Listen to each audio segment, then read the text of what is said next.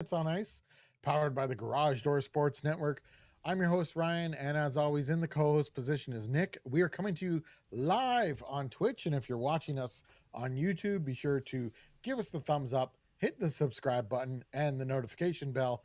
And if you've downloaded the podcast for your ear holes, thank you for joining us. Now, let's get to our opening face off. Today on 20 Minutes, we are going to be talking NHL expansion draft, plus giving you our picks that we think Seattle should take. We've accounted fully for the salary cap and as well as reasonable picks as well. So we're not just going to get into the best players available. We've actually tried to craft a fully functioning team. Yeah, we did. Plus, Oh man, that took a while. plus also this week there were a few trades. There's some A buyouts. few. Hold on, a few? We will definitely get into some of them on tonight's show, and we definitely have to get into Nashville prospect Luke Prokop coming out as, I guess you could say, the first openly gay player under contract in the NHL. Nailed it. Plus, of course, we have the randomizer to close the show. You've heard him already, a couple teasers here and there, but we've left him exposed in the expansion draft. Nick McVicker. Nick, how's it going this week? It's good, man. Lots going on. Olympics are starting up soon. I'm excited for a new job I got going with that, so that will be a lot of fun. Obviously, the expansion draft news is big. All these protected lists. You and me have been going back and forth for 2 days trying to figure out teams and figure that out. So it's an exciting time, man. I'm ready to get this one going. And we'll get into the bombshell that came out of it, that Carey Price was going to be exposed. There's other names that were exposed. There's reasons why they were exposed. So we'll get into a few of those things as we go here. But off the top, how about let's talk about the Minnesota Wild. We'll lead off with the Minnesota Okay. Wild. And I remember 2012, where the big free agent day was Zach Parise and Ryan Suter. And it was a huge story that they both waited a few days and chose to go home to Minnesota. And it And signed was, at the same time for the same deal for the same number yeah, of years. 13-year contracts. I don't remember what the total is, but here we are. We're 8 years later, and both the players are being bought out. Minnesota says those contracts are of no use to us anymore. We'd rather have you count against the cap for the next 8 years, which is unbelievable here. 98 million over 13 years, right? Just unfathomable numbers at the Just forget time. it. They can say, just forget it. We've made a mistake. Did they make a mistake though? Really? Like, I don't think it was a mistake. I just think it was a mistake in the number of years. I don't think those players were bad in those first few years. Maybe the last two, yeah, it kind of hurt, and that's why 13 is such a hard number. And it was crazy at the time when we said 13 years. Like, who signs for 13 years?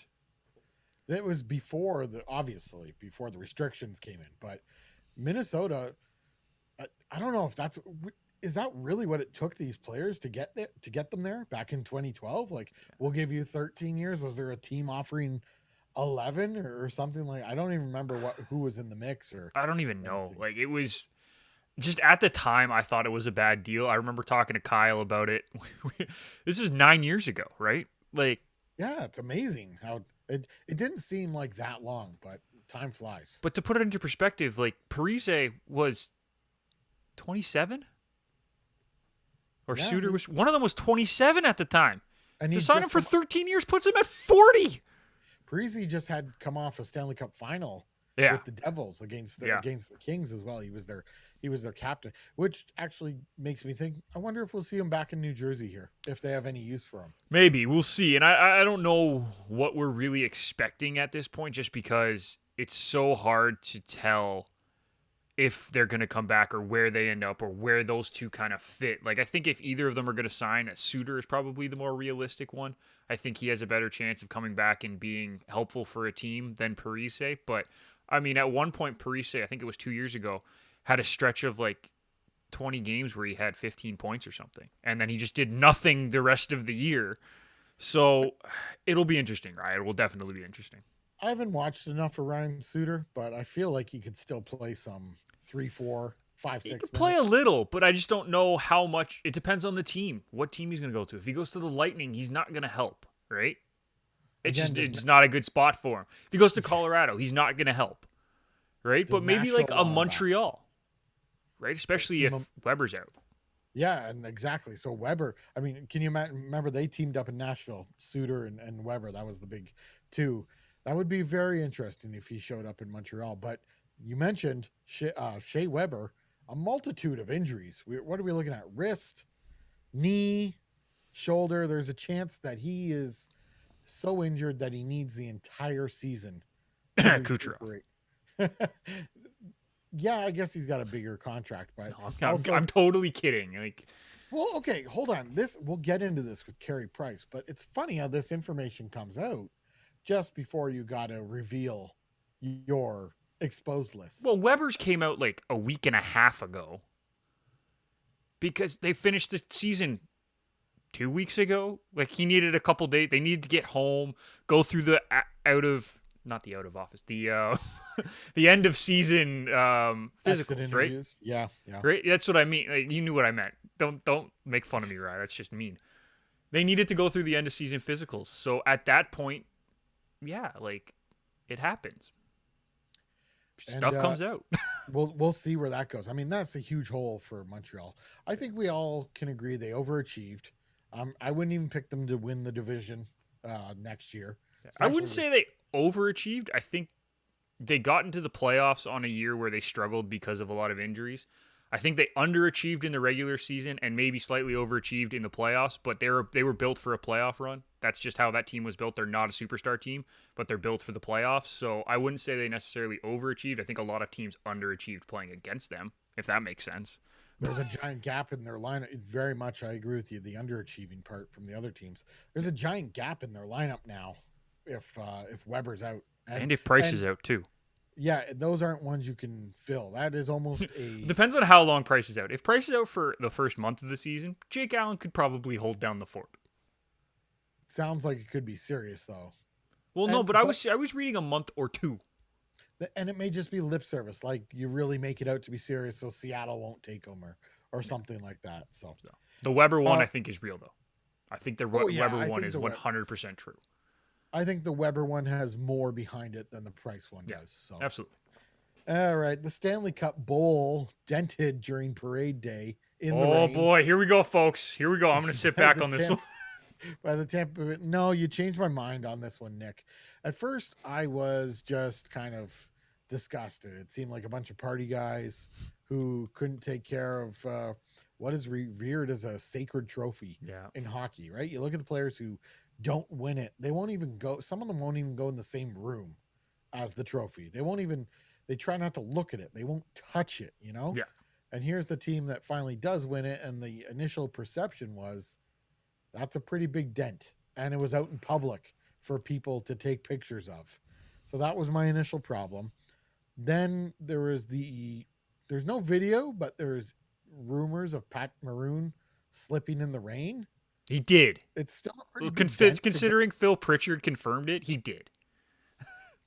Yeah, but it's the hockey fraternity, right? Like, let's not get anyone in trouble. Everyone got their story straight. Phil is not necessarily part of that hockey. I understand you're saying hockey community, but the fact that the keeper of the cup said, no, I tried to catch the guy and he literally slipped in the rain.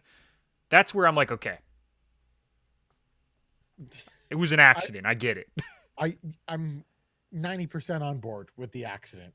10% of maybe possibly this could have been avoided. But you know what? I don't want to harp on it. Probably still could have been avoided. I'm not denying that. That's what an accident means, Ryan. An accident is like, okay, you accept that happened and you move on from it. So I mean, did it bother you? I can't see this event bothering you, Nick. Like, you seem to accept it as an accident. You fix the cup, you move on. I think the best question, and I don't know who made this, but did people overreact before hearing how it happened? Absolutely. Sounds like I did. Ryan 100% did. He got so mad. I got a text very, very quickly. What is going on? I'm like, it happens. Things happen.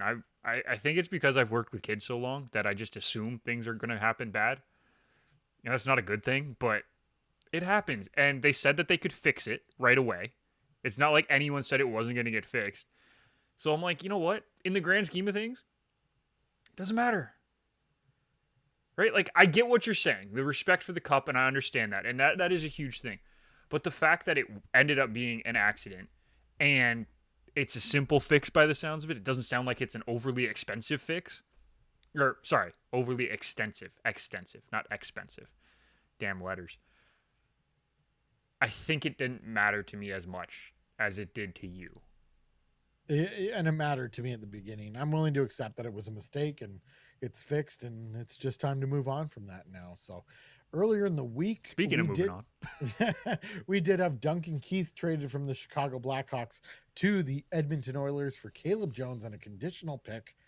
This one is a bit of a head scratcher, but I think people are leaving the door significantly open based on Duncan Keith's history.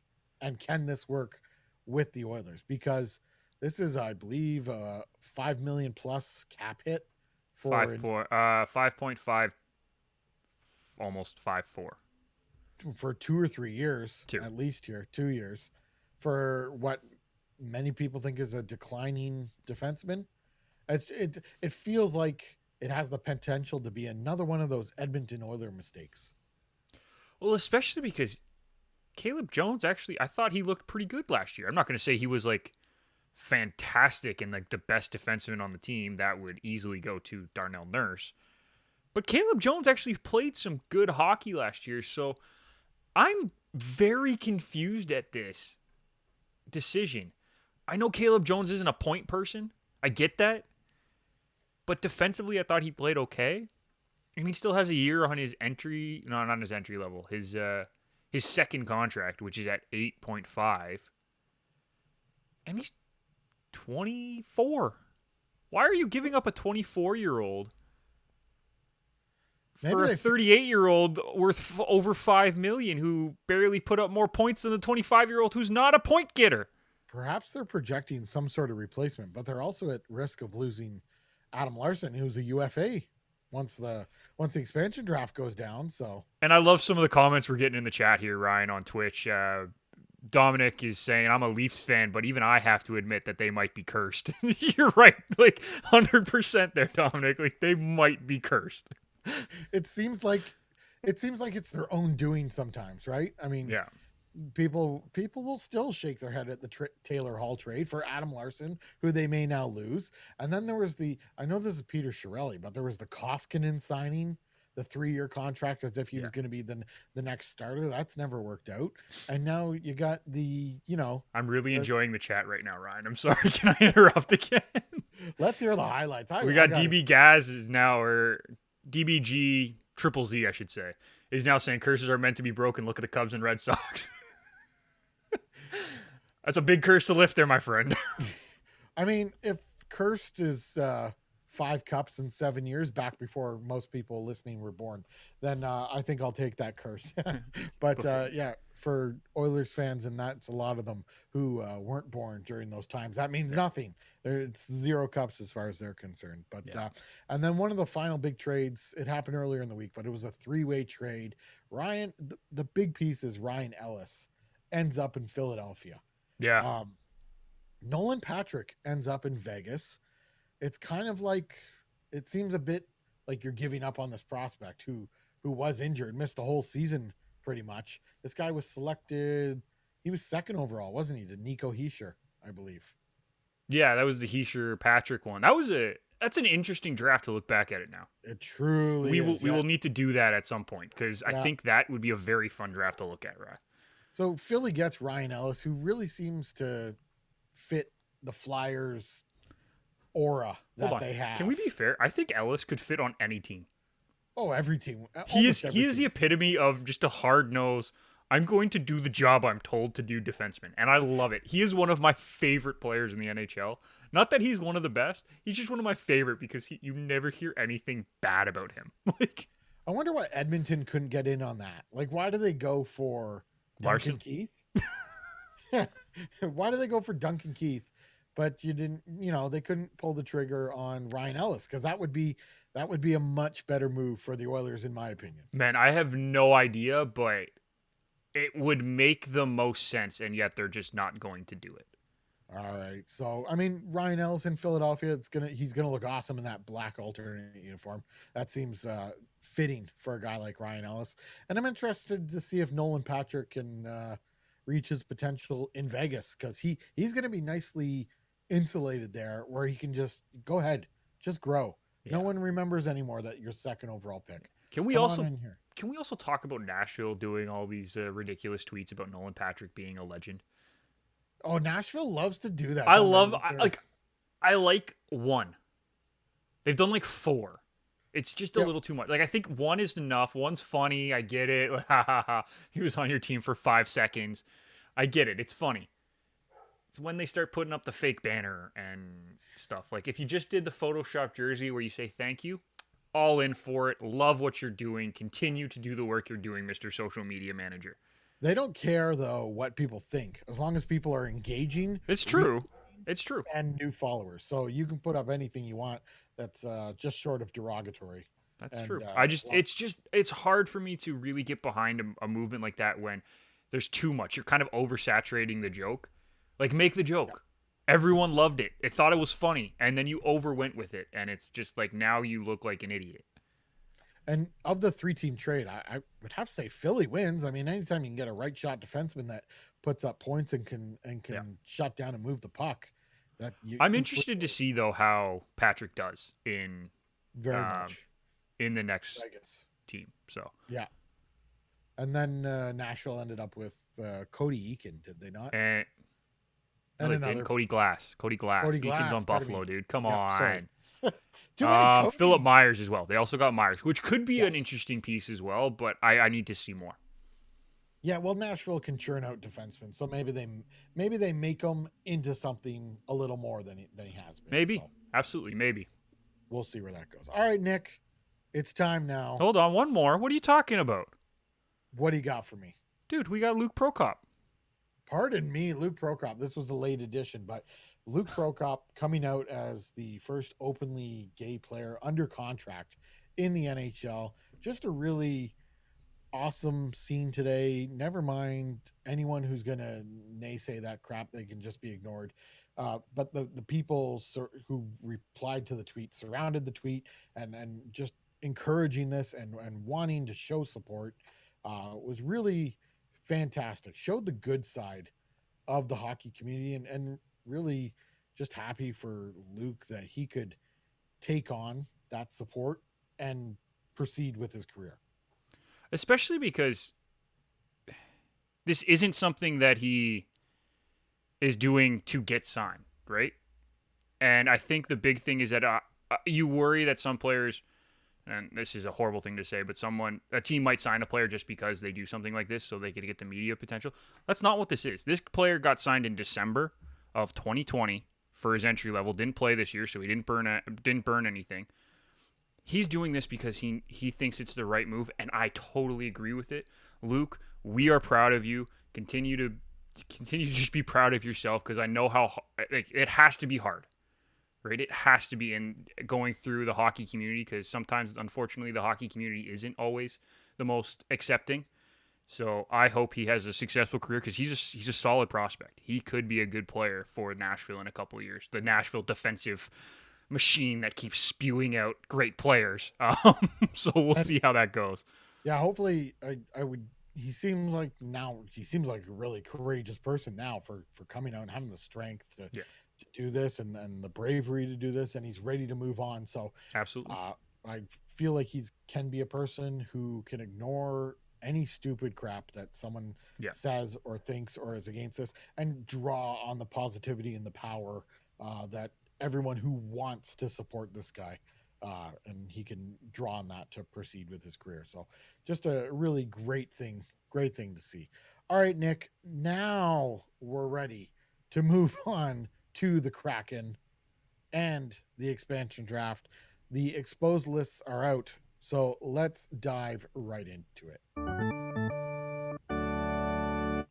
All right, Nick, we looked over each of us the exposed list. We've done this properly. We've tried to stay within we have stayed within the salary cap ramifications.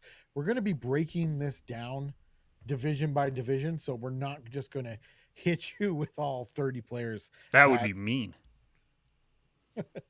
that would just be hard to take in. So we're gonna hit you. We're gonna give you them division by division, not the shortened season divisions, the regular divisions. The regular divisions that they're actually going to play in next year. Yeah. All right, Nick. So let's. I got massive lists here in front of me. Okay, let's start with Atlantic. The Atlantic. Because that's, Boston, home division, right? Home division. Our home division. Boston, Buffalo, Detroit, Florida, Montreal, Ottawa, Tampa Bay, Toronto. Let's just start with Montreal. Let's go alphabetical, man. Come on, we might as well. Okay, I was going to get the Carey Price thing out of the way let's first. Let's go alphabetical because that way we finish with Toronto because we know we're both going to talk about that. So. Okay, the Boston Bruins. And I believe you and I have both selected Curtis Lazar. Absolutely. But let's talk about I want to talk about the players that they didn't protect. Like Andre Kasha could be a sneaky pick by Seattle as an RFA. That guy has been solid throughout his career, and I think he could be an interesting player. A young player like Jeremy Lawson, who had a decent season this year, a defenseman. He's 24, RFA next year. He could also be a big pick. But yeah, Curtis Lazar, Ryan, is my pick, and I know you picked him as well. And it comes down. I actually picked Connor Clifton. You picked Clifton in the end. No, we talked about you picking Lazar, and then you picked Clifton. I had Curtis Lazar, and then I changed it to Connor Clifton. Now, I focused on when the available players didn't really have something that fit into the team I was trying to make with Seattle. Then I tried to go with either like a right shot D, an expiring contract, maybe a centerman, someone that would have value at the upcoming trade deadline. So that's Connor Clifton, defenseman. He's got 2 years left on the contract at $1 million. So clearly he's a bottom pairing. Yeah. But there's term there. He's a defenseman. There's some value you can either find for Seattle or if you can possibly make a move. Yeah, and I get that, but for me, Curtis Lazar he screams expansion draft player. And the only reason is because he works his butt off, and he has since he's come into the league. This was a guy who was projected to be a top player in his draft class. Remember that. Remember when he was playing for Team Canada, everyone loved him. Thought he was going to be lights out. He hasn't had that opportunity to be that player yet. But he works his butt off no matter where he is. When he was in Ottawa, he never stopped moving. Now in Boston, I thought he looked really good in the bottom six for Boston this season. And that's the kind of player you want to bring into an expansion draft team. Someone whose motor is not going to stop. So Lazar for me was the easy pick. I didn't even have to look at the rest of the lineup. I just picked Lazar. I thought about doing that, but again, it didn't work out. He was definitely someone I would have wanted to put on my team. But at least we're on the same page. For the Buffalo Sabres now, you've gone with forward Cody Eakin. Yes. That's a $2.2 million contract with a year remaining on it. 2.25. 2.25, pardon me. And I went with a defenseman here, Colin Miller. This guy, his name does pop up, whether it's as trade bait or just a defenseman who has the capabilities to play well. So you have an NHL proven defenseman in Colin Miller with a little bit of term left on the contract. So that's why I chose Colin Miller. Why don't you run us through your Eakin selection for Buffalo? Yeah, well, there's a couple players that I was looking at. Miller was one of them as well. Jake McCabe, if he had a contract for next year, I'd be a little bit more confident as the Kraken taking a Jake McCabe because, he had another good year. I think he's a solid player. Buffalo was awful last year. Let's not forget that. Just the worst. Horribly awful.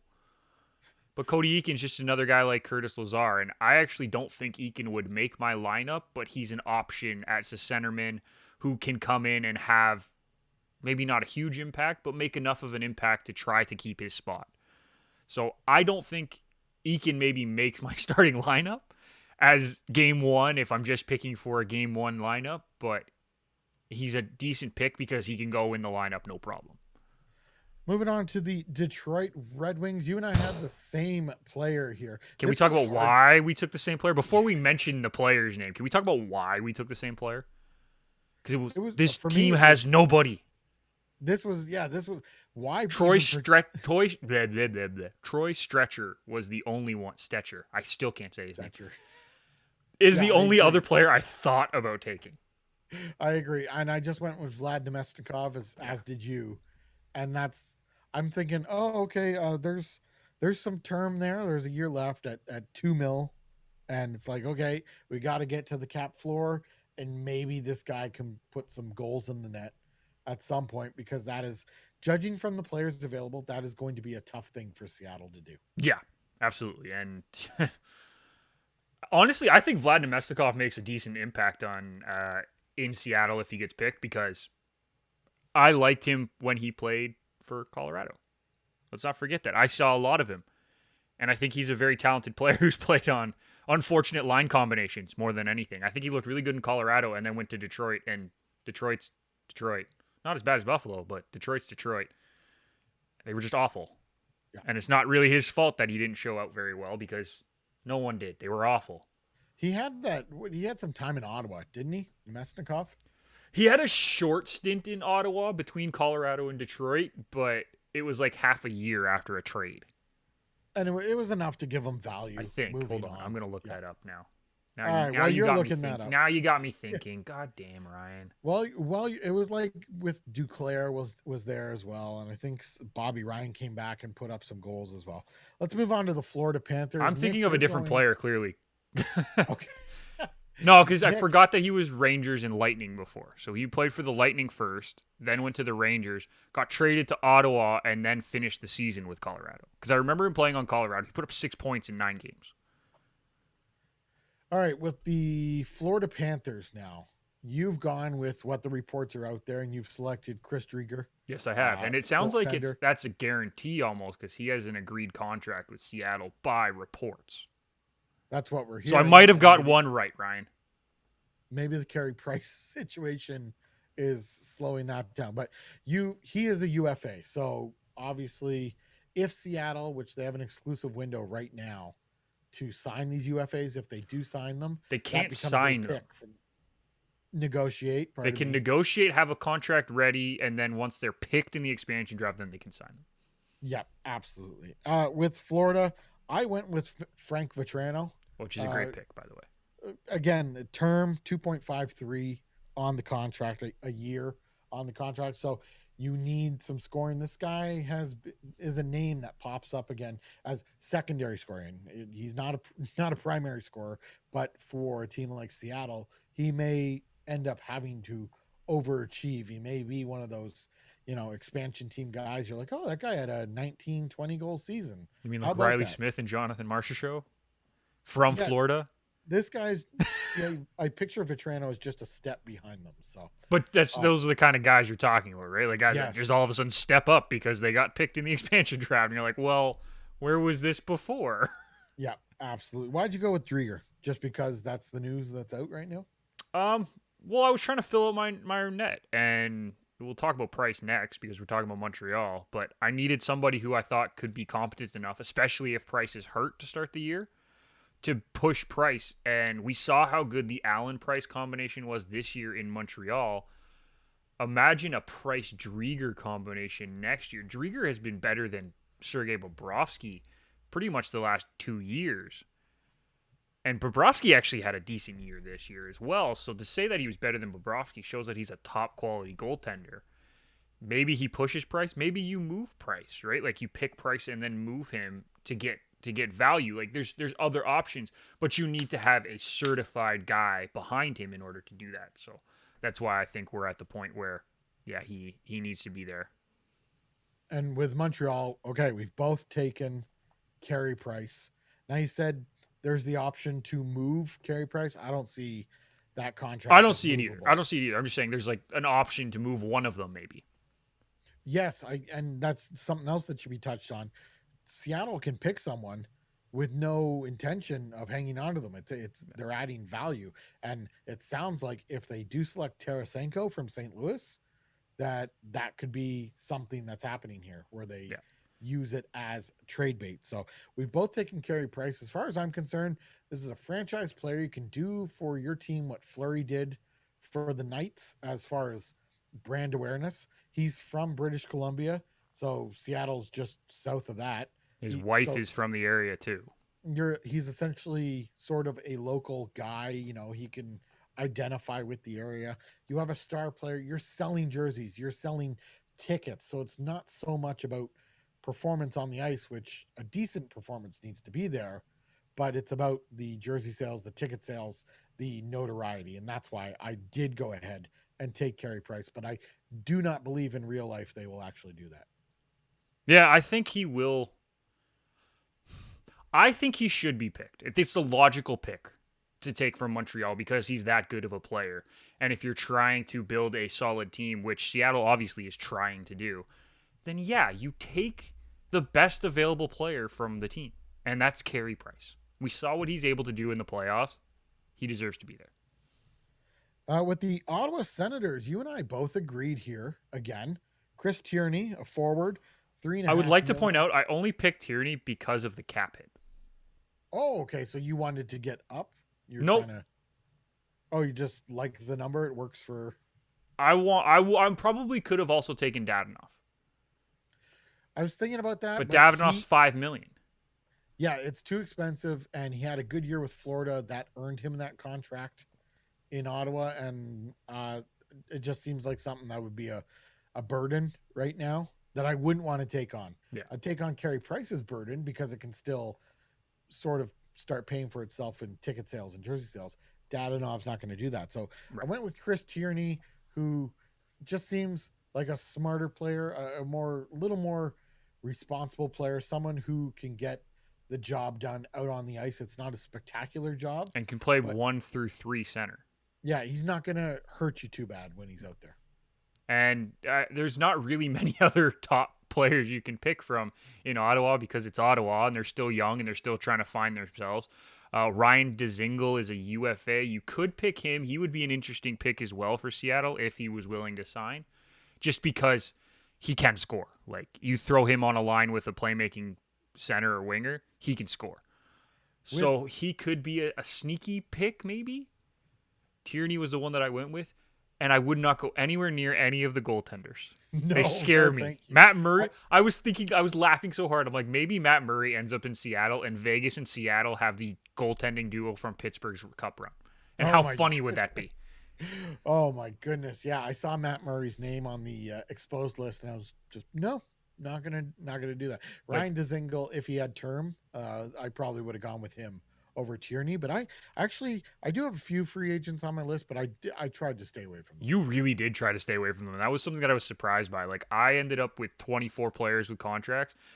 There are 22 players with contracts. You ended up with 26. I I, I figured you have term or you have these players under contract. It's not necessarily they're going to play for you, but you find their value and try and move your franchise Fair enough. forward. So Fair enough. the next team, Tampa Bay Lightning. This was the most interesting list to choose from, as far as I'm concerned, and I went with There's so many options. yeah, I went with Andre Palat, and that's just based on he played with on the top line with Point Kucherov, um, and you're going to need a scorer, so that's why I went with Palat. Who'd Yeah. you And take from my Tampa my Bay? logic was that I wanted to take a forward because of how many were available. I think there was 6 from their cup running or 7 from their cup running like lineup, their consistent cup running lineup. And then I looked at the defense and I'm like, "Ooh, Cal Foot. This guy's 22." He's an And then I RFA. realized he's an RFA. Yeah, And I'm like, I would. "Do I take the risk?" Because he could be a top defenseman. That's what they've been talking about. This guy is supposed to be like his dad, basically, right? That's what they're saying, but I That's what they're mean, saying. But he's 22. So there's a 22 now. possibility that that's true. So do you take the risk of it being an RFA? And I said no, and I ended up taking Alex Killorn because I loved how he played in the playoffs. I think he's a very solid player. I know he's 31, but he also has the cheapest cap hit of the 4 big guys that you see on that list in Palat, Gord, Johnson, and himself. So I went with Killorn. You also only have him for 2 years if it doesn't work out, as opposed to like Yanni Gord signed through 2025, Tyler Johnson signed through 2024. Like it's more manageable in my head. I know Palat's only 1 year, but I was attracted to the players with 1 year. It's kind of like those teams that know they're going to be bad, so get these 1 year guys so that you can possibly move them at the yeah, deadline I get for that. some value. So next up, we have the Toronto Maple Leafs, Oh, this will and be fun. there was a By the there was a way, love this. If you're on Cap Friendly and you were doing the expansion draft simulator, if you click on the Leaf logo when you're trying to pick your team, it takes you up to Boston. of course it does. Someone did that on purpose. All right, so there's a few options here. I went with Alex Kerfoot again. You're gonna need. He's not a super scorer, but he can put the puck in the net.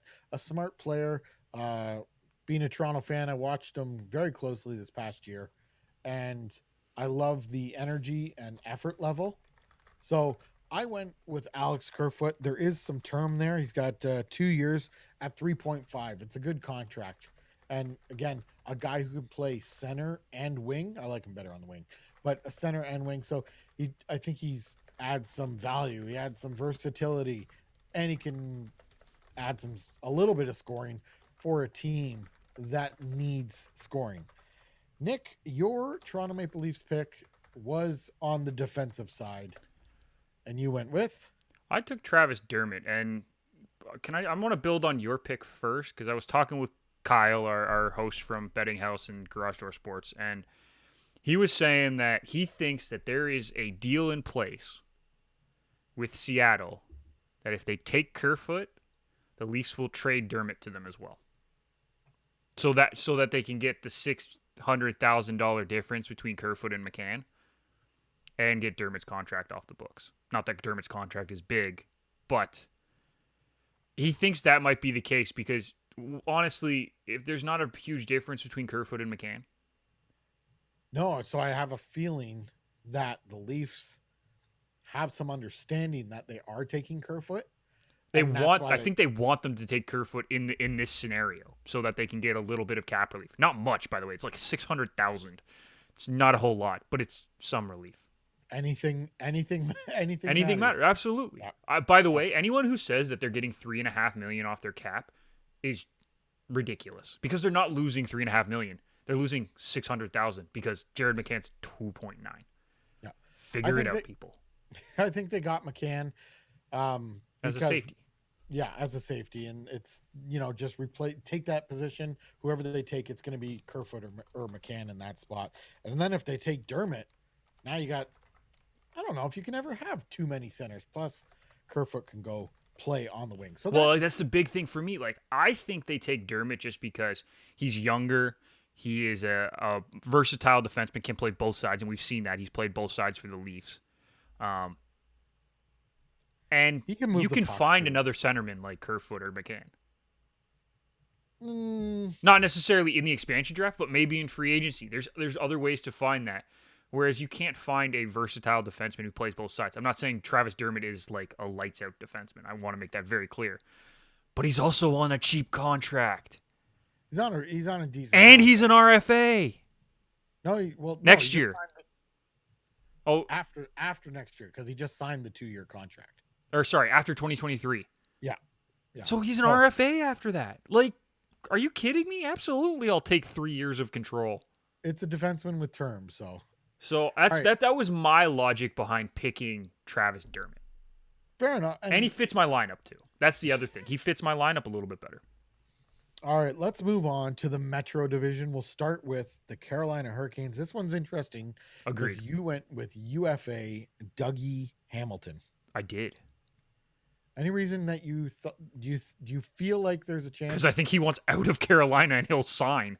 Yeah, but he's a UFA. The whole league is at his disposal, and yeah, but why do not we go to a place that doesn't have any cap issues? You can guarantee that you can probably get a huge contract, especially if they're picking you in the expansion draft. That means they want you, so they're probably willing to shell out money. Because he's a UFA, and he has the opportunity to go somewhere to win. I think this team is going to be very good. We saw what happened with Vegas, and I you know what? This is a perfect time to answer DBG Triple Z's question. He said, "Do you think we will see what happened with the Knights for the Kraken, or was that a fluke? I think this Seattle team could be very good. I think they actually make the playoffs based on who. No, no, no. Based on who they're picking, I think they make the playoffs. Will they be a number one seed? No, I'm not saying they'll be a number one seed, but I think they will be in the playoff contention, if not make the playoffs. Do I think they'll go on a long cup run like the Knights? No, I don't personally. I think the Knights did a great job, really terrifying all the other teams into, ooh, we're gonna take your player that you don't want us to take, and the teams don't want to, and so a But I lot of think side there's deals better were made. players available for this draft than there was for the Knights draft, like player for player. So I think they're going to get a better roster to start with without doing all the little tricks and little things, right? There was no tricks. They Well, played the system they well. played this Vegas fine. did. They did without playing the system. Dougie Hamilton is one of those guys, and I do think Seattle will go out and try to make him the centerpiece of their defensive core. Interesting. Very interesting. I went with Nino Niederreiter. It's a bigger contract, 5.25.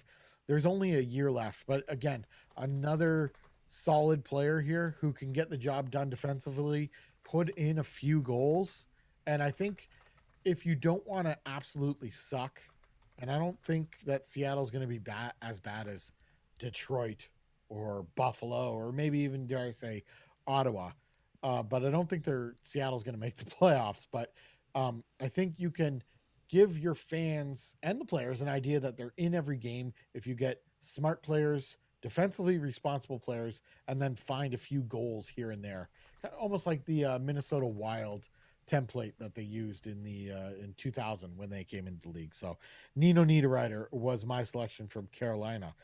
We go to the Columbus Blue Hold on, Jackets. Rye. Nick, Here's the other reason that I think that Seattle makes the playoffs, okay? Are you ready for this? please. They're in a division with Anaheim, Calgary, Edmonton, who's a decent team in the regular season, Los Angeles, San Jose, Vancouver, and Vegas. They need to finish third. I think they can do it. I don't know. We'll see. It'll be very interesting. They need to finish third or finish as one of two wild cards out of the West. I mean, again, I don't think they're going to be trash, but we'll see where it goes. I mean, can they pull off the Vegas? We'll have to see. From Columbus, you took Max Domi. For me, this is I don't I like know this it's no pick, go but territory for you. I'm aware of that fact. You're five point scared three of Domi. million, 5.3 million with a year left. I like Domi in certain situations, but you maybe got him here for some goal scoring. I got him here because he has the ability to be a point getter. And I don't think he was going to do it in Columbus personally. I was never a fan of him going to Columbus. So now he gets a chance to do it, and it's a 1 year. And this is a team that probably will have to get to the cap floor.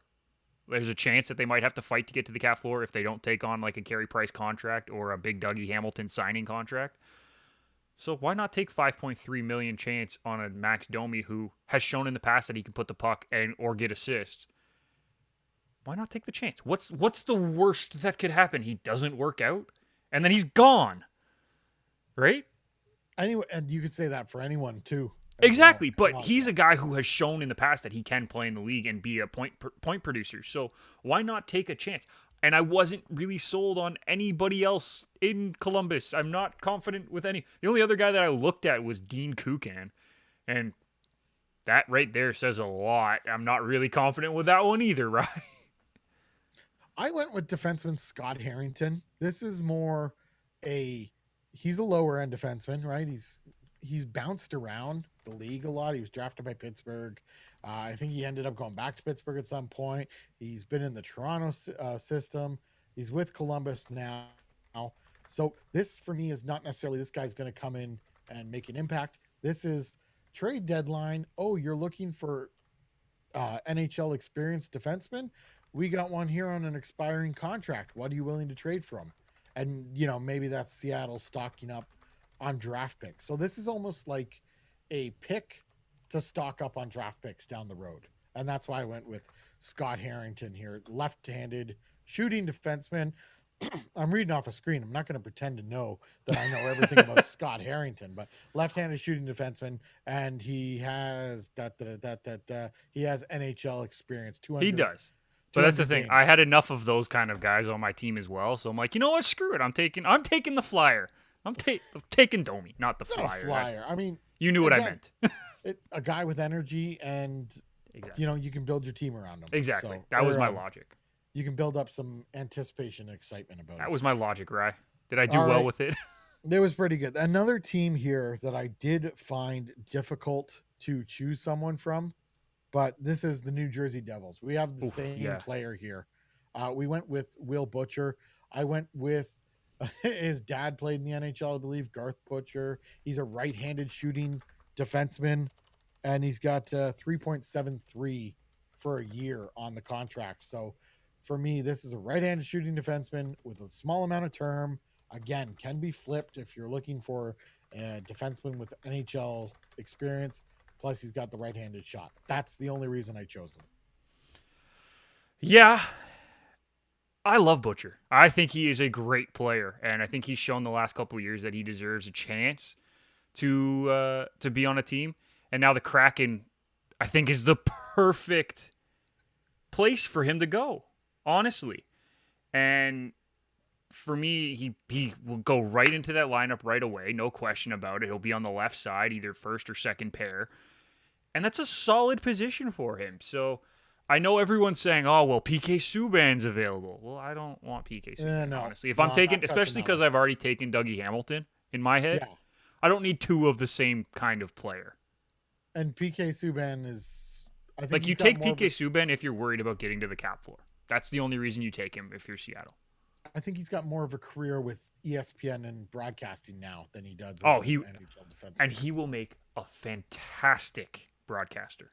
He will Yeah, because he has the personality and he knows the game really, really well. Let's not deny that fact. Anyone who says he doesn't know the game has never actually listened to him talk about the game. He will make a fantastic broadcaster. yeah, absolutely. I So just think Dougie that's. Hamilton's the better pick out of the two, and he's younger. Let's move on to the New York Islanders. Nick, you took some more goals here, possibly, but also players learned to play smart because he's been with the Islanders. Jordan Eberle. I don't say he learned to play smart with the Islanders. I thought he played smart with Edmonton. He was just playing around. Oh, yeah, That was he that yeah, was when Edmonton was awful. yes, yes. But he was never a defensive liability. No, I no, would no, say no, no, no. a I good quality playoff performer too. Just a guy who exactly, knows how to win. exactly. And I was debating between two players here, and there was no doubt in my mind I was taking one of these two players. And I mentioned it on Garage Door Sports on the weekend. I like Josh Bailey. I think he could have been a very good pick as well for the Islanders, for Seattle to take from the Islanders. But I ended up with Eberle because I think his experience with Team Canada and everything that he's gone through in Edmonton when they were trying to build will play a factor into Seattle. And putting him on a top line is a solid, solid spot. I have him on the top line across from Killorn, which I think those two together would be so entertaining to watch. I looked at Eberle and I just thought there's not enough there. I went with Palat from Tampa Bay, so that was kind of my big player here for Seattle. So I decided again to go to the route with a defenseman, expiring contract, possibly could move him. Maybe he even gets some experience with your team. I went with Sebastian Aho, not Carolina's Sebastian Aho, the other Sebastian Aho. So Yeah, the other one. he's at a $725,000 contract with a year left on it. 25 games of playoff experience, or pardon me, of regular I was season. going to say he doesn't have Yeah, 25 games of playoff no, experience, you liar. 25 NHL games. Maybe Seattle can get that number up. It's just, it's just a defensive option again at the Yeah. trade deadline for those teams that are looking for defensive depth. This guy doesn't have a future in Seattle. Yeah. It's just an asset acquisition here. Awesome. Yeah, I completely understand where you're coming from, but I thought the talent on the offensive end for the Islanders that was available with Eberle, with Bailey. I mean, you could even throw. I love Cizikas. I think he's a good player, I but thought about that he one. kind of reminds me of sort of a Curtis Lazar, like bottom six centerman who just his motor keeps running, sort of thing. Cizikas might be slightly ahead of him, but he's also 5 years older. So I stayed away from Cizikas because he's a UFA. yeah, and that's the other reason. You could also look at Zajac and Palmieri are the same sort of thing. UFA, UFAs. Palmieri more. Palmieri was definitely more of the eye-catching one in my opinion. But and Richard Panik could be a sneaky pick.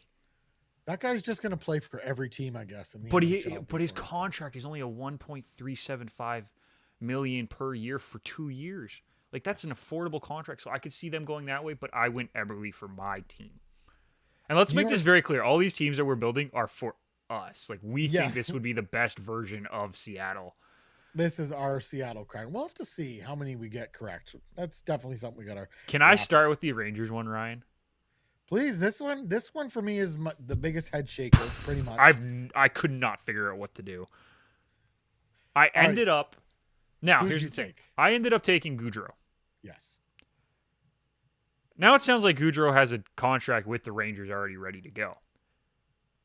And if that's the case, I would probably just take Julien Gauthier and wipe my hands with it because it's one and the same in my head.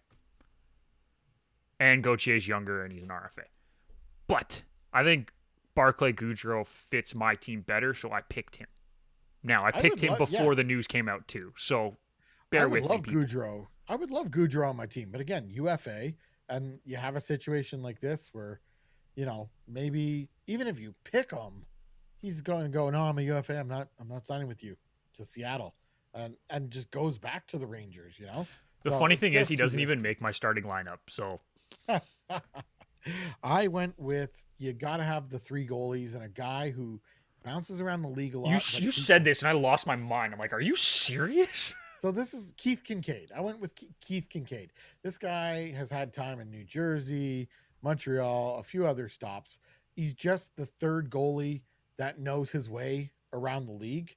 And again, I mean, it's a small contract. I can't even find it now where I've put it down. But it's not a big contract. It's 1 year at 8.25, right? Or Or sorry, 825. 825,000. 825,000. Yeah, that's the I had the thing. three numbers, just wrong spot. All right, and he's just my third goalie pick. That's all. Just a guy who knows his way around the league, and if you have to get to that goalie, then he at least is. You're not crapping your pants because it's Keith And now Kincaid. we're getting into the part of the Metro that Ryan clearly did not like. Well, we got the Philadelphia Flyers, and you went with. So I took Shane Gostisbehere. And I know the contract is big, and I understand that that's why a lot of people are kind of leaning away from it because he hasn't lived up to the contract, and I get that. I totally understand the logic behind that. But this is a guy who a couple years ago everyone was like gushing over. Remember when he came into the league the first 2 years? Everyone was like, "This guy's gonna be like amazing. He's gonna be a Norris Trophy candidate." Well, he's had 2 bad years. When Philly this year, everyone struggled. I don't really blame Shane Gostisbehere. So you get a guy coming in trying to prove to the world in the next 2 years that he's worth the same sort of money for his next contract. That's not a bad place to have him. I could also taking a Justin Braun or a Robert Hay because both of them also are available and have contract for next year, so you don't have to try to sign them as defensemen. But I decided to take a chance and put Gostisbehere in my team. I went with Justin Braun, and again, asset acquisition, right-handed shooting defenseman, 722 regular season games Yeah, played, 100 playoff games played. This guy can play on my team, but then come that trade deadline, he's got the right-handed shooting defenseman. Teams are always looking for that, and he's got a ton of NHL experience. So maybe he's also some sort of leader in the Seattle dressing room maybe. until he Yeah, gets traded away. This is just an asset and I'm looking for future assets probably in the 2022 draft. fair So enough. that's the only reason I picked him there. Next team, the Pittsburgh Penguins. Again, I thought this list was a little bit there Short. was no one, yeah, there was no one there was no one in Pittsburgh who jumped out at me. So I went with Chad Rudwell, I believe is how you say his name. Again, Ruidal. yeah, just a defensive a, You a just took a defensive. right-handed defenseman, basically. Yes, exactly. It's another asset acquisition I because don't there think was that no one's an one. asset acquisition, though. I think he's one that you unfortunately would just have to eat. See, I don't know what he's got a year left on it at 750 right-handed shooting defenseman. 700. Perfect. So I mean, that's why I chose him. He is 31, so he's just like Justin Braun from Philly. is older. Again, maybe he becomes something, or after the year you're done with him, and you can try and find you just find a replacement next year, the same type of player. So, who'd you go with from Pittsburgh, Nick? Well, I think they're going to take Marcus Peterson. I think they will take him. But he didn't fit my team. I didn't like it. So I went with forward. I want to make sure I got this right. This is who I went with, right, Ryan? I went with forward 3.5 Brandon million Tanev. for 4 years. 4 years. But I like Ouch. Brandon Tanev. This is a guy who can play across the line. And he doesn't have to be a top 6 player, but can play top 6. Right? So this is a guy who's versatile, kind of like, as I mentioned, Curtis Lazar is a versatile player. This is a versatile player with a little bit more skill than Curtis Lazar. So he could play on my second line as a left winger or a right winger, and then he could drop down to the third line and be just as productive. Like, this is a guy who I just think fits the mold of a team that doesn't know what their identity is yet, like Seattle, because they don't know who their identity is yet because they don't have any players. See, with my team, I'm trying to give them an identity of a team that will grind you down. Right, and that's I'm trying to put together a good team, and that's not what I'm trying to say, but things happen, right? Like, maybe Max Domi doesn't work out and you have to move on from him. Okay, well then you move the lines around a little bit, and maybe Brandon Tanev ends up on the second line, or he ends up on the third line, right? Like, that's what I mean. You need to have some flexibility in a lineup, even if you know what your identity is, as we learned with the Leafs, right? You get some injuries, well, okay, now the lineup has to be all changed around anyway, so we got to find a way to make that happen. So that's why I picked Brandon Tanev, and 3.5 is not a horrible contract for 4 years. 3.5 is not bad. It's not a bad number. The term, especially when there's going to be so much turnover on the Seattle team, is what kept me away from it. And I get that. That's why I stayed away from the 5.5 of Jason Zucker for 2 years. Yeah. Zucker 2 or 3 years ago would have been, that's the guy. But now that's the one. Yeah. I want him. Now that's a no. All right, let's finish up the Metro division. Then we'll hit a quick break. We'll come back. We'll do the other two. We'll do the other two divisions. We got the Washington Capitals, and I went with a guy who maybe ends up staying with Seattle. This isn't like a have them and get rid of them situation. I went with Vitek Vanacek, goalie. Vitek. Come on. We only talked about him a bunch this year. Vanacek. I went with Vanacek, the goalie. Vanacek. 7-16 with a year left on the contract.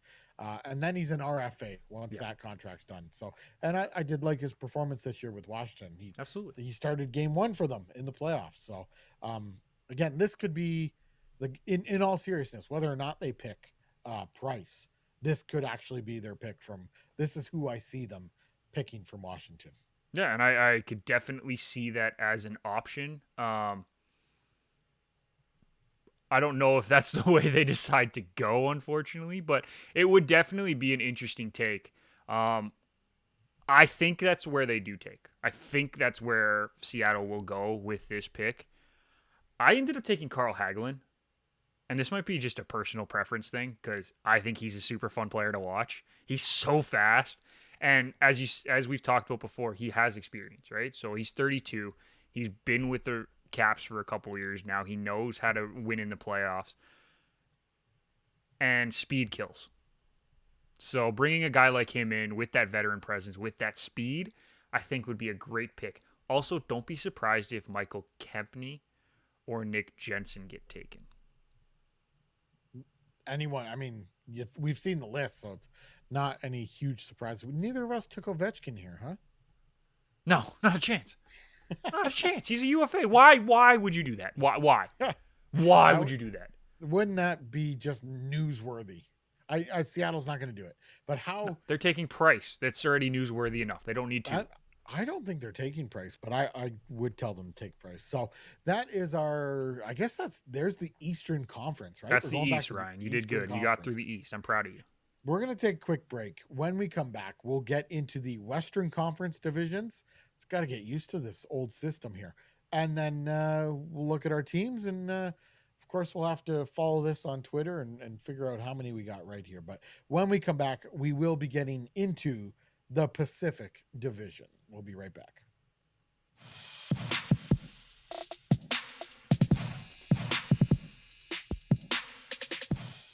Are you looking for a weekly sports podcast filled with insight and analysis you can't get anywhere else?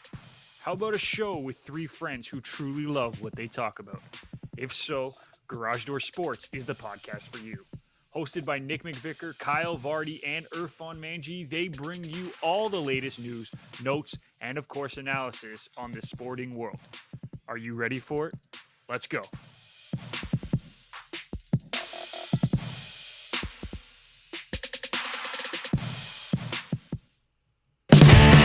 Ryan Hazlitt, Nick McVicker.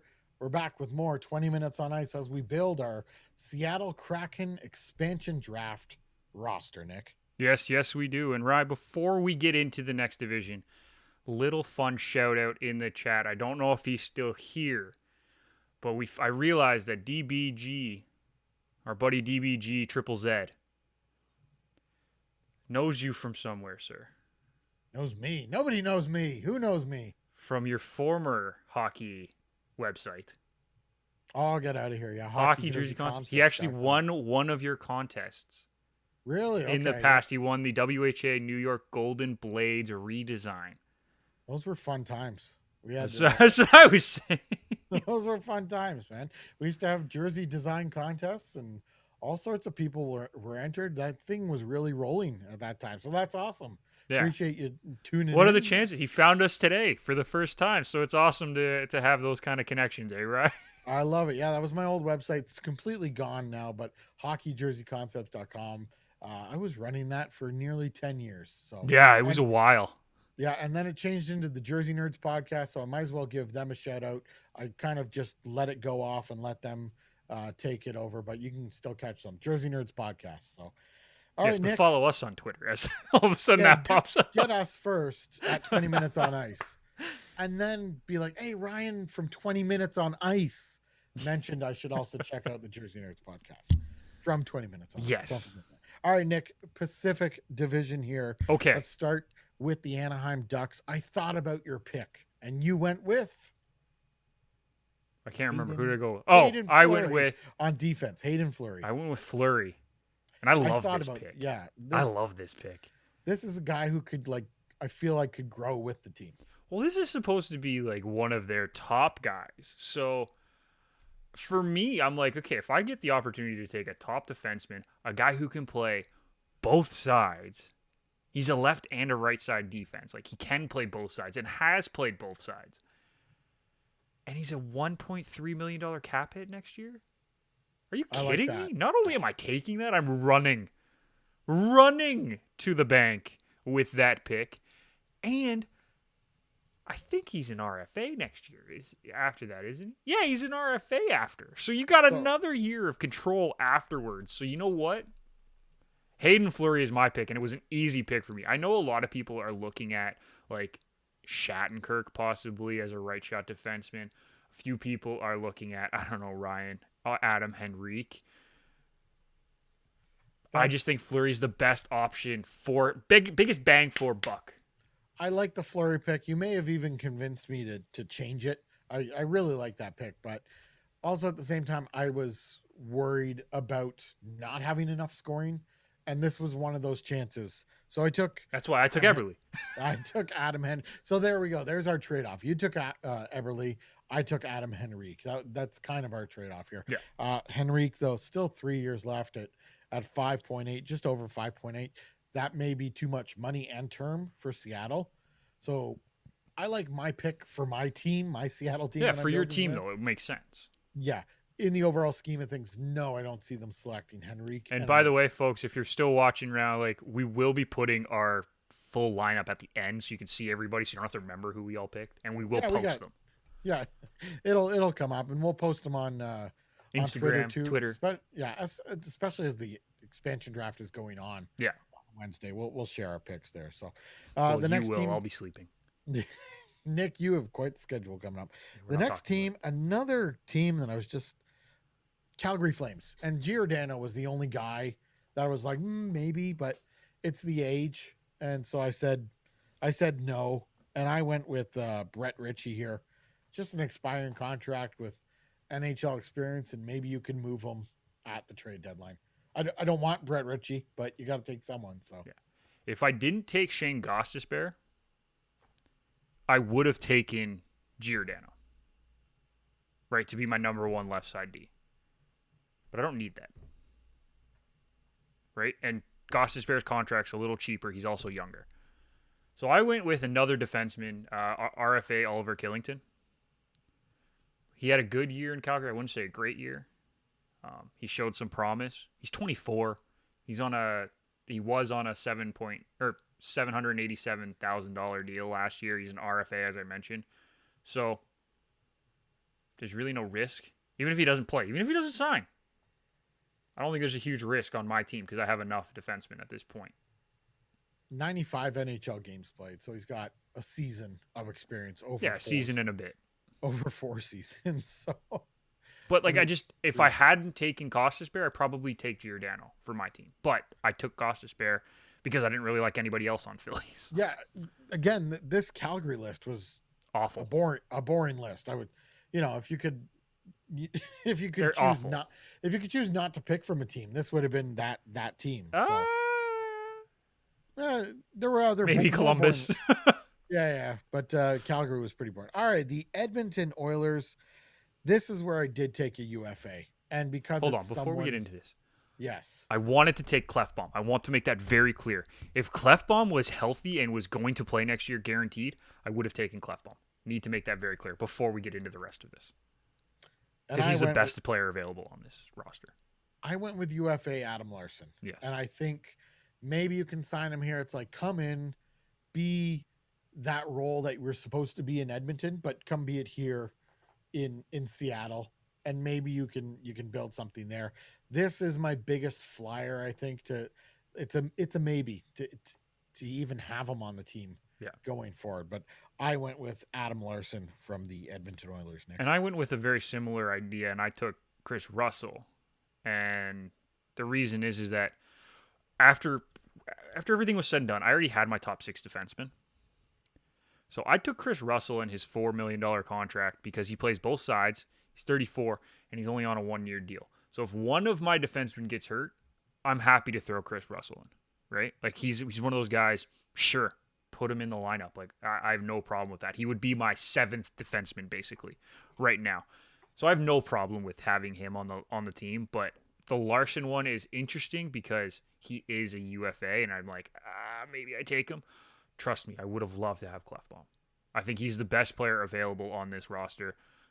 Don't sleep on Jujhar Khaira, though. He could end up on the roster for a very similar to what I picked for Curtis Lazar, which is why I didn't take Khaira. There was definitely some interesting picks here from the Edmonton list. Definitely not a boring list. All right, the Los Angeles Kings, Nick. I went with Brendan Lemieux. Yep. This guy was I believe he's in Winnipeg's system. They valued him. He was in the Rangers system, I believe. They valued him. Yeah.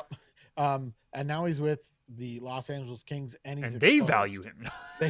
Well, everyone values it, but there's some people still believe there's some upside with this player. So it's 1.55 for a year. That's my pick from the Kings. Come on over to Seattle, see what you can do, raise your value, and maybe we move on from you because you're an expiring contract and get some assets. Or maybe you sign with us, but he's an RFA after that. Okay, so you have some control then over this guy. You can build with this guy. I forgot that he was an RFA, not a UFA, but you can build with Brendan Lemieux. So that's why I chose Lemieux. Who's your pick here from the Los Angeles Kings, Nick? Well, I'm going to keep doing my trend of talking about other players and then talking about the guy that I'm going to take. The fact that Jonathan Quick is available is an interesting one. If they don't go the Carey Price route, maybe they take Jonathan Quick as a veteran goaltender. Especially if they go with Vanacek from Washington, you need a veteran guy to be with him. Maybe it's him. Maybe it's Drieger. I don't know. Oli Mata could also be a very interesting pick. 3.33 is not a bad number for a left shot defenseman. This is a guy who, again, was a top prospect, and I still think he's a very solid player. He could go. I ended up taking Austin Wagner for a very similar reason to why you took Brendan Lemieux, is that he's on a cheap contract, 1.33 or 1.133. He's got 2 years on the contract 2 years, left. 2 years. And then he's an RFA. So you have some flexibility with him. You have some options with him. And I thought he played really well this year for LA. I'm not saying he lit the world on fire. But he was a solid player. I think those two are interchangeable in my head, Ryan. Lemieux and Really Wagner. You could take interesting. either of them. I think there's So a lot more upside with Lemieux, but that's an interesting statement. All right, the Vancouver Canucks again, and not another high-profile list here. And I'll be honest with you, I chose my player based on what I heard during a broadcast during the regular season. I went with Matthew Highmore, a year left on the contract, $725,000. They were speaking highly of him one night on Hockey Night in Canada, that he has some potential. So I figured, expiring contract, throw him on the team. He might have some potential. did you miss a team? Well, you can't pick from Vegas. You missed San Jose, dude. I totally missed San Jose. Do you want to finish Vancouver and then go back to San Jose? Vancouver. San Jose is not important. No, let's do Vancouver, then we'll do San Jose. Okay, fine. I was gonna say, like, I'm on the wrong team. I took Matthew Highmore, and your pick from the Vancouver Canucks, Nick. Yeah.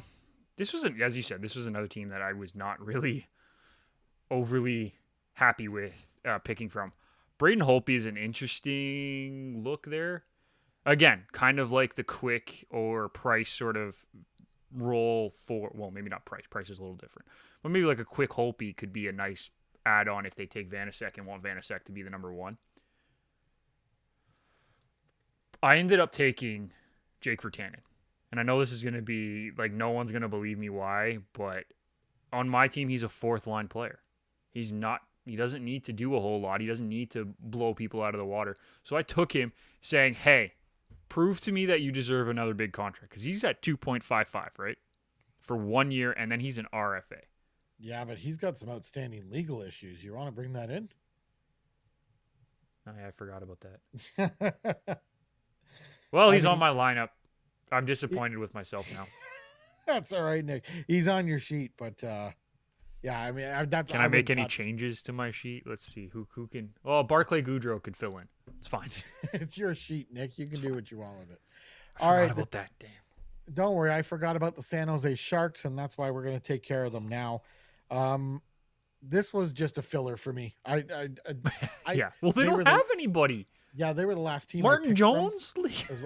I thought about it, but it seems like he's on the downhill for his career. So 31. I went with Dylan Grambel. Don't even know the player. Gambrel. 1.1 million. Can't even say his name. No, 700,000. You don't even have the right. You don't even have the right. Cap friendly. He's got a 1.1 million cap hit. Dylan Gambrel. You know what? He's not going to stick on my team. Seattle's not going to choose him in real life. So this is just a throwaway. You can flush this one down the toilet. It does not matter. You had to pick someone. Sorry, he had a $700,000 cap hit last year. All right, there we go. So that's why. I was confused. I have no use for this player. You had to pick someone from San Jose, and that's who I picked. Okay, fair enough. You maybe had a more thoughtful pick here from the Sharks. I had a slightly more thoughtful pick, and I went with Matt Nieto, who is what is he? He's a UFA in 2023, it says. But for some reason, he's not on the Sharks page. Is he hurt? Oh, he was on injured reserve. That's why. 2 years at 8.5 coming up. If he's healthy, maybe he sneaks into the lineup. If he's not, there's no issues. Like, it's a player who, if he's healthy, he probably plays. And if he's not, if he's on the injured reserve, well, then you're not losing anything. Because he's not like a game-breaking player. 500 games of NHL experience, 55 playoff games. Yeah, I like Matt Nieto. I just say, like, as I said, like, if he's healthy, he's in the lineup. If he's not healthy, he's on injured reserve. So you don't lose anything, really. It's not like he's a game breaker. Like, if Jordan Eberle came to the Kraken and then he got hurt, that's a game breaker, right? Matt Nieto's not a game breaker. But if he's healthy, he plays. So it doesn't matter. All right, let's finish up our final division here, the Central Division, the newest team in the Central Division, the Arizona Coyotes. Nick, you went with a UFA here. Yes. Well, I had eight free agents, whether they were UFA or RFA total. Yeah, and I took Jordan Osterley. I'm not going to sit here and correct you on the name. I don't know. No, that is right. I checked them before because I Oh, knew I you had to say it. I want to be right. He was a $1.4 million contract last year. I don't think he's going to get much more than that, if he maybe two at most. But he's a guy who is versatile again. Like, he plays both sides of the defense on the blue line. Do I think he doesn't even make my starting six, but like if something happens and one of my guys doesn't sign and Chris Russell's in the sixth spot and then all of a sudden someone gets hurt, I don't mind throwing Osterley in. Is it my favorite pick? No. But is it the worst pick? No. For this one from the Arizona Coyotes, I went with Justin Braun. He is a UFA. Pardon me. I got guys confused now. But it's No, you still didn't. right. Still got a right-handed shooting defenseman here. I went with Jason Demers. There you Right-handed shooting defenseman. Pardon me. Who is a UFA. But again, There you it's a go. right-handed shooting defenseman. Hopefully sign him to a 1-year contract. He can play on your team and then be a guy with 700 games of NHL experience that you can then move on from. And maybe if he shows well with your team, You this trade him is at the deadline? yeah, trade him at deadline. This is a higher pick that you could get. So this is a big if that I'm putting on the team. But if things go to plan, it's a big bonus. Yeah. For And if you want a younger player, you take Lyubushkin, another right-handed shot, 27-year-old player, played in the lineup last year, very solid player. I wouldn't say he's lights out or anything, but they might go that route because he's younger. Next team, again from the Central, the Chicago Blackhawks. And Nick, you went with the guy who is slightly familiar with expansion teams. Well, there's not a whole lot of options here. The forward group available is what? Yeah, not exciting. Is that the best way to put it? Blah. That's good, yeah. The defenseman, Calvin DeHaan, expensive. The other two are RFA and UFA, respectively. I took Subban. I took Malcolm Subban, and I said, screw it. What's the worst that could happen? He doesn't play? He had a good year last year, I thought. Between him and Delia, they actually played really well. And who was the other goalie in Chicago, Ryan? I'm blanking, but the young kid. Yeah. I'm not going to be able to. Lehkonen? No, I'm not going to be able to tell you the name. But Yeah, Lankinen. There you go. The three of them, I thought they played pretty well last year. Not world beaters, not trying to do anything crazy, but they fit into the league. They weren't the best, but they fit. They fit into the league. They weren't run out of the league. So what's the worst thing that happens with Malcolm Subban? Maybe he starts a couple games. Maybe he doesn't play at all. Like, take a flyer. Screw it. And my pick was, here's another free. Now we're getting into all my free agent picks. Nikita Zadorov. They're all from the same division, eh? Yeah, I know. And I went with this guy just based on his experience with Colorado. And I thought he was a decent difference maker in Colorado. So there's potential. He is an RFA. He doesn't necessarily have to sign, but if he wants to play hockey, he should sign. So that's why I went with Nikita Zadorov. Again, a guy who could possibly grow with your team or get him on the 1-year contract or 2-year contract and maybe move along for some more assets. So I feel like Seattle, if I'm running Seattle and I've designed this team as if I were, I'm got short-term contracts, maybe a couple pieces here or there that I see longer term, but I'm almost doing this process each year and looking until I'm ready to be good. Looking for short-term contracts, guys with experience, move as many people as possible at the trade deadline, and then try to get my draft picks and grow that way. So that's my plan here with the Seattle Kraken. I almost said the Seattle Mariners. That is not good. Wow. That was a struggle there for a second, right? All right, Colorado Avalanche, you and I both agreed on the same player here. Well, you asked me. I did, yeah. I had a few options here. Yeah, so talk about the three options that you had there, my friend. Okay, I don't remember I remember Brandon Saad I asked you about. And Belmar was the third one. Bellemare, yeah. And again, that's he's like a third, fourth liner. It's NHL experience. He's a fan favorite. Yeah, he's gonna bring everything every night. But then I settled on Jonas Donskoy. And this guy has playoff experience. He can put the occasional goal in.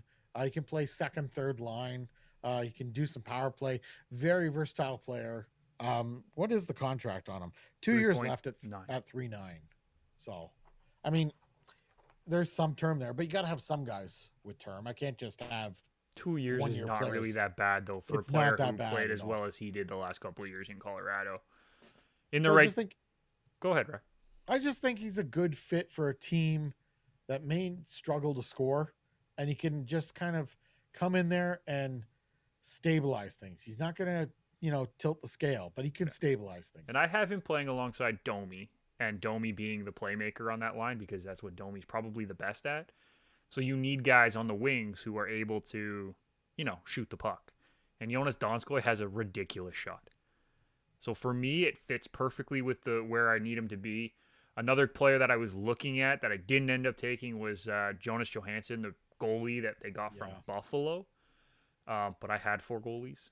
I know I haven't shown the last one, but I have four goalies on my team, so it didn't really make sense to take him over the four that I took. So I'm happy with the Donskoy pick. I love the Donskoy pick. I wish they don't. I really really hope they don't take him because I want him to stay on Colorado. Like really, just want him to stay on Colorado. But um, Colorado needs to get Landeskog signed. There is some smoke there well, that's in the the thing. front If yard. Donskoy goes, it's easier to sign Landeskog because that's 3.9 off the book. Yeah, but it sounds like they're negotiating. Because Maybe they're they don't. trying to negotiate with Donskoy being on the books. Right? Maybe. If Donskoy's off the books, then that opens up 3.9 million over the next 2 years that they can use to sign him.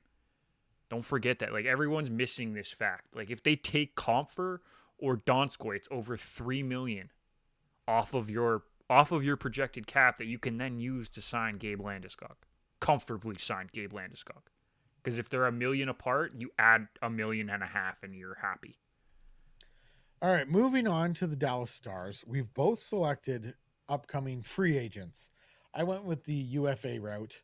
This is Andrew Cogliano that I went with. Again, Cogs. Iron Gotta love yeah, Cogs. Iron Man streak, a guy who knows his way around the league. You can't just throw a bunch of he's going to be part of the leadership group, part of the glue group that is going to make this collection of individuals and turn them into somewhat of a functioning team, a team that finds its place in the NHL. I'm not here to say Seattle's going to be successful. I'm just saying Yeah, this you're guy not. is You are here. really against them being successful by the sounds of it.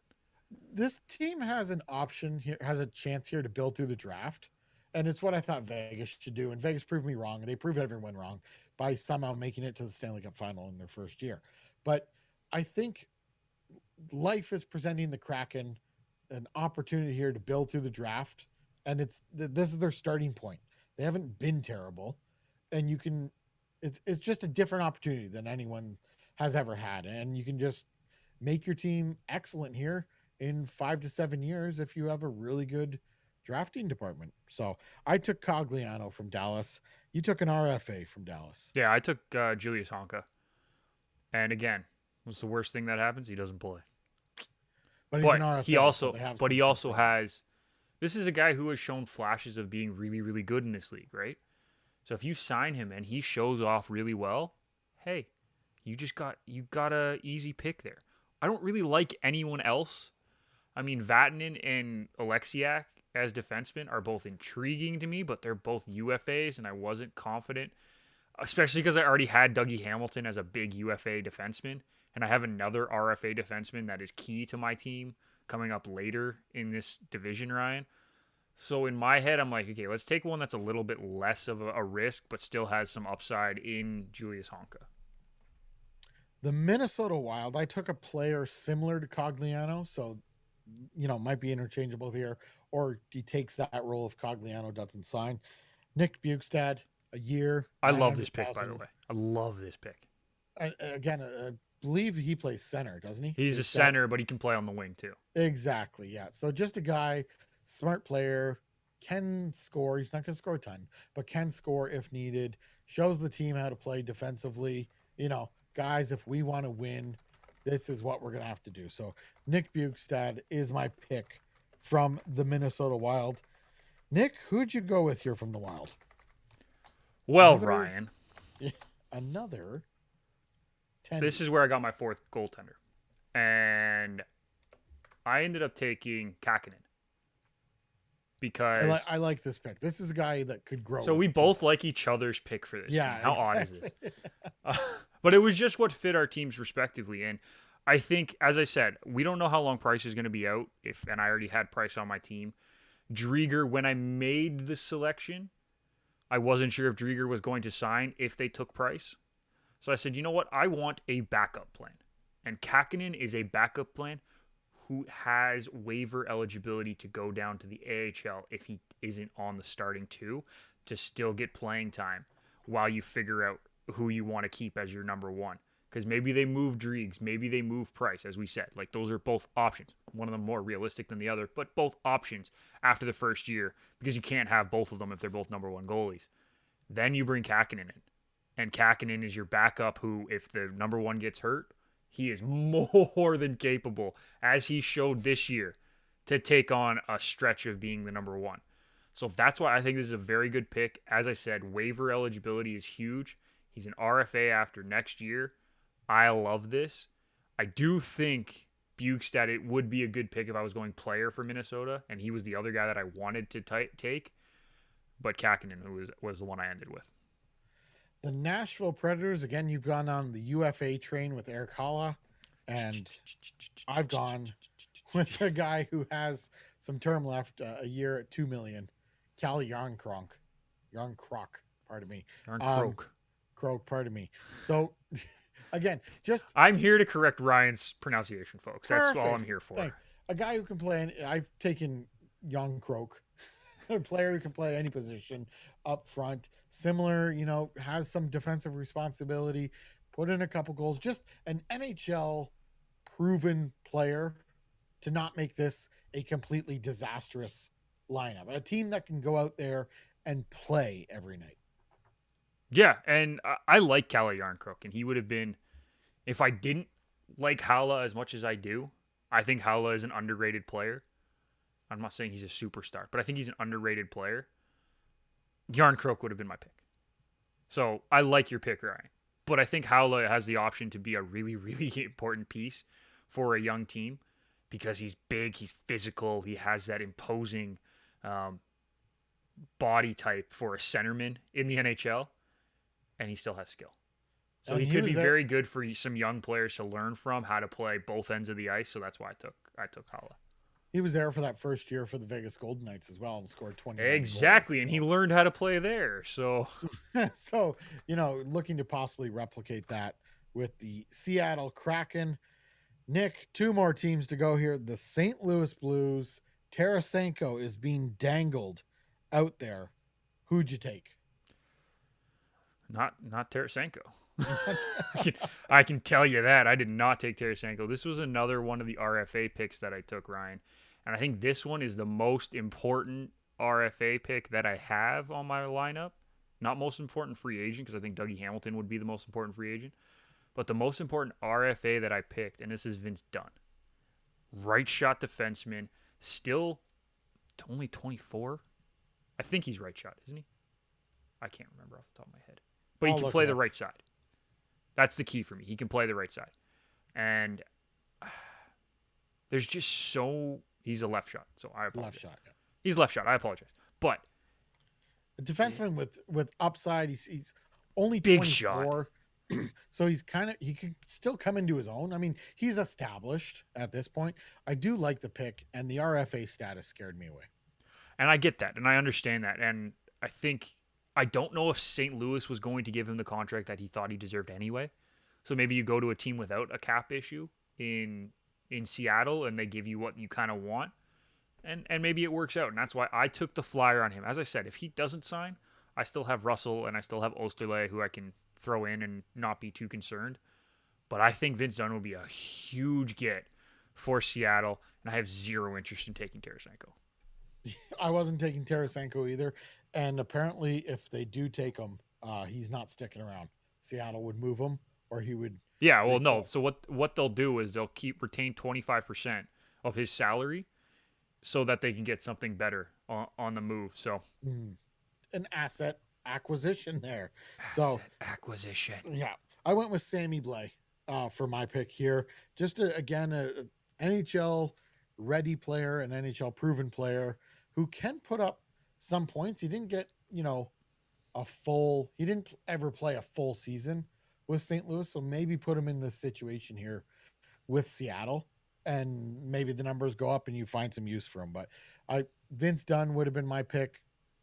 There's no term there with him, so I went with Sammy Blay, who's got a cap hit of 1.5 for another year. All right, Nick, our final pick, the final team, Oh the my God, are we already there? Winnipeg. We are there now. The Winnipeg Jets. Who, by the way, And I thought they were going to have more players available. What is this? it was a bit dry, but I thought the perfect pick here. Was A clearly def- Eric Connery. okay, he I'm was kidding. the pick. He bounced around the league. How many times did he get picked up on waivers last year? There's some value. People believe that he has some Yeah, but he value, got but picked up by Winnipeg 3 times after being moved. they hated losing him. They wanted him back, but now obviously they're like, well, we'll have to expose him. But Well, they I went have. with Hold on. They have to. You cannot expose Hellebuck. no. I know what you're saying. They have to. Yeah, they absolutely have to. Don't expose Hellebuck. I totally get that. But I went with Dylan DeMello, right-handed shooting defenseman. You're getting 3 years at $3 million. This guy is on the team. He could be the team. I'm not saying he's a number one defenseman, but he's a good defenseman. Fits in with the whole defensive idea here that I'm trying to do with the team. Again, right-handed shot. You have term. The $3 million isn't killing you. He's 28, so he's right there in in the prime. You're going to get prime years with those 3 years that are remaining. So for me, this is the almost the perfect fit pick here for the Yeah, and I love Seattle Dylan Kraken. DeMello. I love how he plays. He no nonsense, just gets his job done. I wish I could have taken him, but I had way too many defensemen. By the time I got to Winnipeg, I'm like, oh no.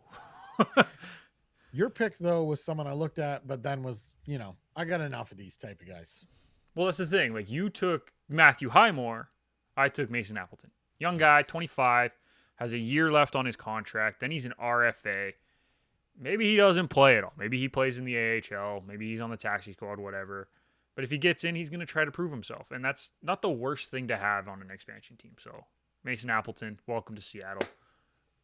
Shake your hand. Perfect. All Welcome right. to my Seattle, I should say. Do you have the that's everybody. We've made all 30 picks from all the teams So, now. let's start with your team, Ryan, okay? All right, we'll start with my team here. And I think there you see my team up on the screen. I like where the total cap hit sits. 60. I thought it was going to be a little bit higher. You did the calculations No, I didn't. for I me took there. them from Cat Friendly. I cannot take credit for that. You added them. Oh, okay, you're right. You used their their sign in there or their app, whatever it's called. The Yeah. word escapes me. Got to move on. But I like the 73 million. I mean, the cap ceiling is 81 and a half. So I really like the flexibility that that gives Seattle here. And they're also not living around the cap floor. So it's kind of a message to the fans that you're not intentionally trying to suck. Like you've gone out and tried to put your best foot forward here and try to actually put a team on the ice. And what I see here from my team is a team that is NHL experienced. No, they're not going to score a ton of goals, but they want to win and they're going to work to their strengths, which I believe is defense here, to be in as many games as possible. And Yeah. especially if you have Carey Price as your goalie, Montreal's showing that with that mentality, you can reach maybe the Stanley Cup final.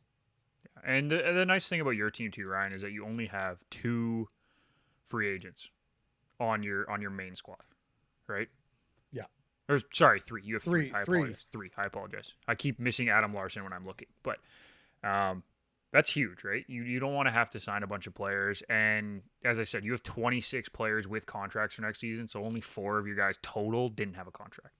And I focused on a lot of 1 year guys. So again, try to flip as many as you can Yeah, at the trade deadline for draft picks. yeah. And then like we look at my team, right? And we go on my side. I love my lineup.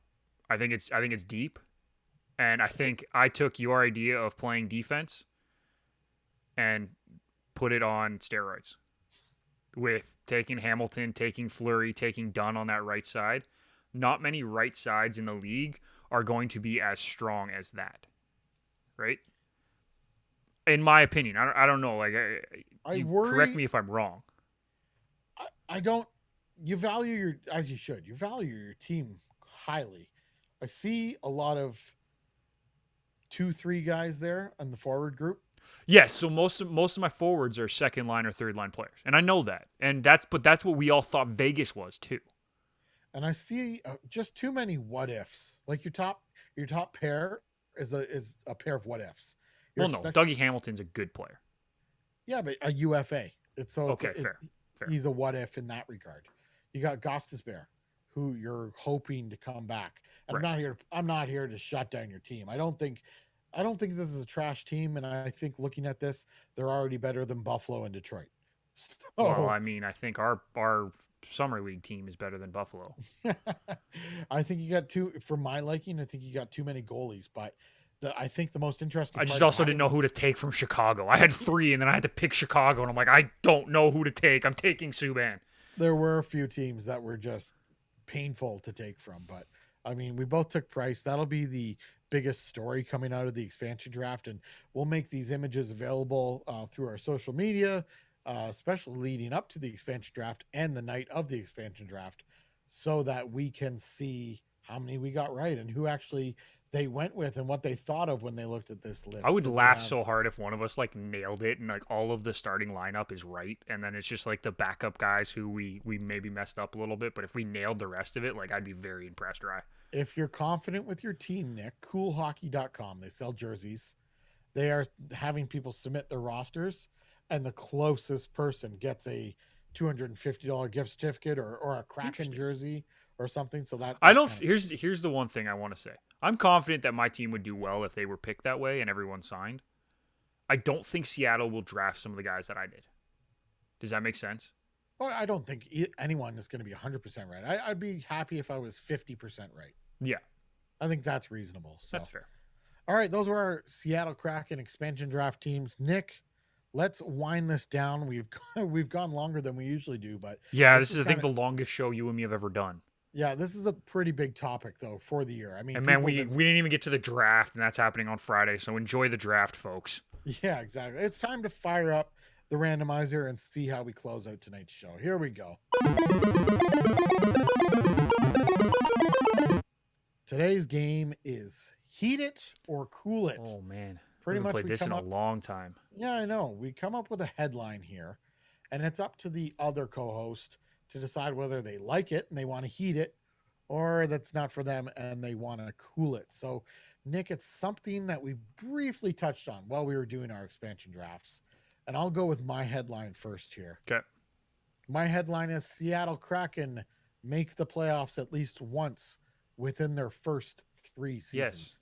Yes.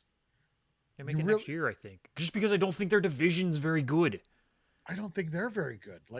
They may make themselves intentionally not very good. But I just don't think their division's good enough for them to be that bad. We don't Like, even know who they have yet. that's what I'm saying. I still think that the division's that bad. I'm sorry. Los Angeles is an up and coming team. Do I think they're going to make the playoffs next year? I don't know. I really don't know. I want them to because I like a lot of the young players that they have, but I'm not convinced. San Jose is in this weird transition place that they can't even figure out who they are anymore. So I don't know what they're going to be. Anaheim's awful. So bad. Yeah, Anaheim. Vancouver and Calgary are toss-ups at this point. I have no idea what to expect from those two because I thought Vancouver was going to be good last year and they were spotty at best. Calgary forgot how to play hockey halfway through the year after they were near the top of the division in the North and then just decided, "Oh, we're not going to play," and lost their playoff spot.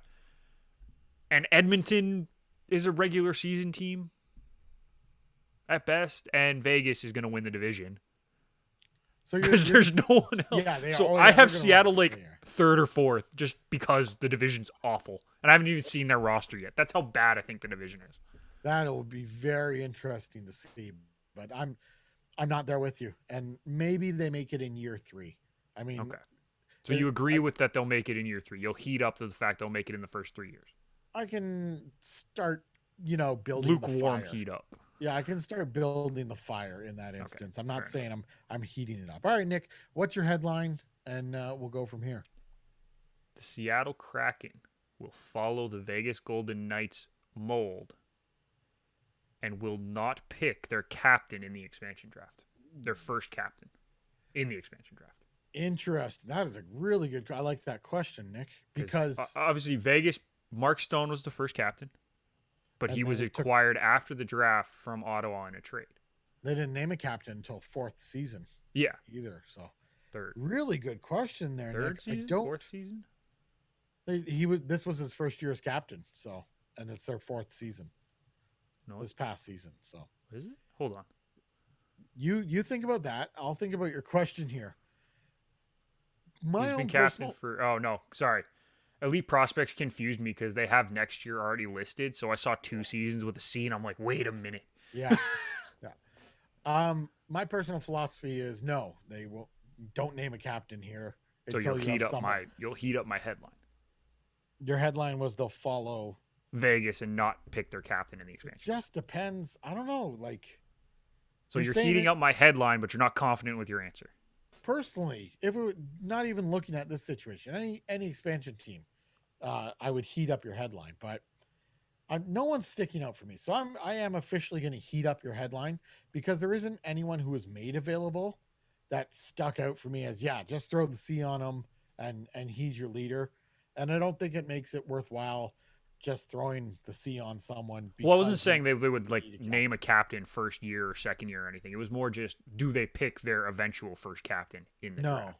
no, I'd be surprised if anyone they pick is still on there by 2025. So Jordan Eberle, no, no, I Dougie just don't. Hamilton.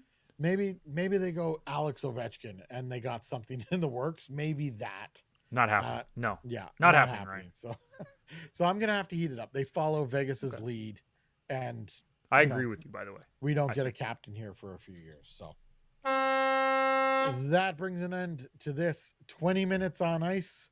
If you the joined us longest on show we've ever done. absolutely, if you joined us on Twitch, thank you for joining us tonight. Be sure to subscribe to the show wherever you get your favorite podcasts from. If you're watching on YouTube, hit the like button, hit the subscribe button, hit the bell notification icon. Follow me on Twitter at Ryan underscore H16. Follow Nick on Twitter at Nick McVicker, and follow the show on Twitter and Instagram at 20 Minutes on Ice. Head on over to garagedoorsports.com. Find us and all the other network shows under the shows tab. We may be back to look at the draft. Schedules are a bit murky at this point, A but bit. we will definitely let you He know. says a bit. We do have some summer vacation planned for ourselves, so Yes. there may be one more show. We may take a break. Keep an eye on the Twitter feed. That's the best way to kind of get your 20 minutes on ice news, That's why we did an extra long show, just in case, folks. just in case this should hold you over. But and until we figure that out, thank you for listening. Goodbye, everybody.